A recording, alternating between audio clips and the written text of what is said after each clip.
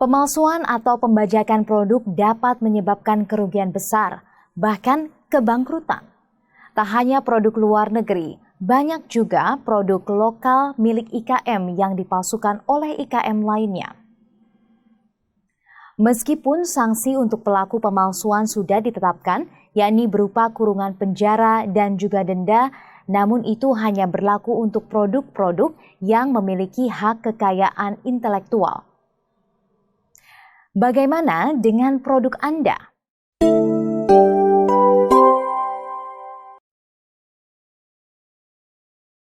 Halo rekan IKM, Anda pasti tahu bahwa di Indonesia banyak terjadi pelanggaran hak cipta.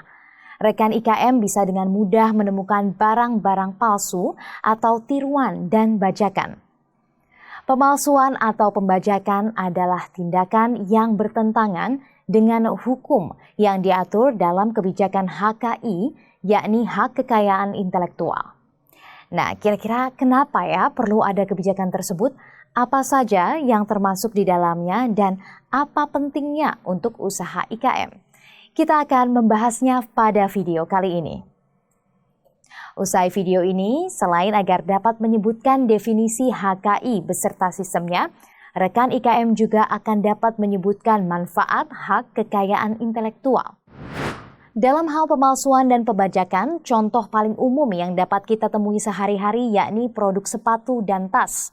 Mudah sekali kita menemukan sepatu dan tas dengan merek palsu yang beredar di Indonesia. Dan seiring bergulirnya penegakan hukum, banyak pabrik milik pelaku pemalsuan ditutup paksa dan dikenakan denda. Perlu rekan IKM ketahui bahwa hingga kini pihak pemilik merek, baik lokal maupun luar negeri terus gencar mengajukan tuntutan terhadap pelaku pemalsuan dan pembajakan. Dalam hubungannya dengan perdagangan dunia, banyaknya kasus pemalsuan atau pembajakan akan membuat reputasi Indonesia buruk di mata internasional.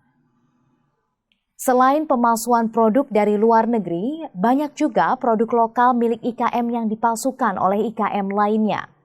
Jelas ini sangat merugikan. Nah, untuk memberikan perlindungan dan terciptanya persaingan yang adil, pemerintah Indonesia menetapkan kebijakan HKI. Hak kekayaan intelektual adalah hak yang timbul dari hasil olah pikir yang menghasilkan suatu produk atau proses yang berguna untuk manusia.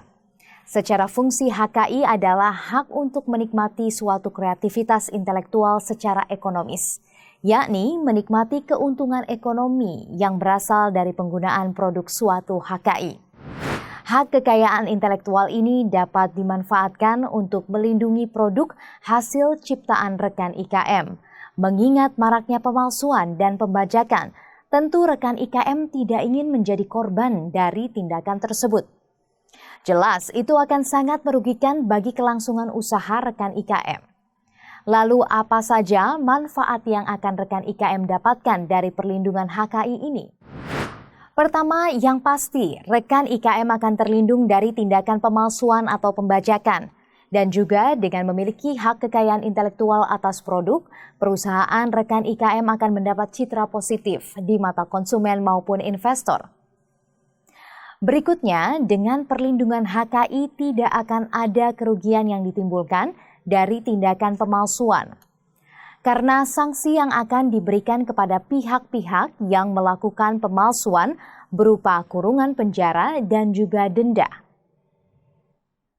Selain memiliki manfaat bagi sisi pencipta, baik perorangan ataupun kelompok maupun badan usaha, manfaat lainnya bagi pemerintah yakni mendapat citra positif di mata dunia. Dan karena citra positif tersebut, produsen dari luar negeri tidak akan enggan untuk mengekspor produknya ke Indonesia. Keuntungan lainnya adalah pihak pemegang hak kekayaan intelektual tidaklah harus sebagai pihak yang memproduksi atau memperbanyak. Izin dan lisensi bisa diberikan ke pihak lain. Jika rekan IKM memiliki produk karya sendiri dan sudah mulai merintis usaha, kemudian sudah memasarkan produk tersebut, ada baiknya rekan IKM melindungi produk hasil ciptaan itu dengan HKI. Namun sebelum itu, rekan IKM perlu memahami sifat hak kekayaan intelektual yang juga dikenal sebagai sistem HKI.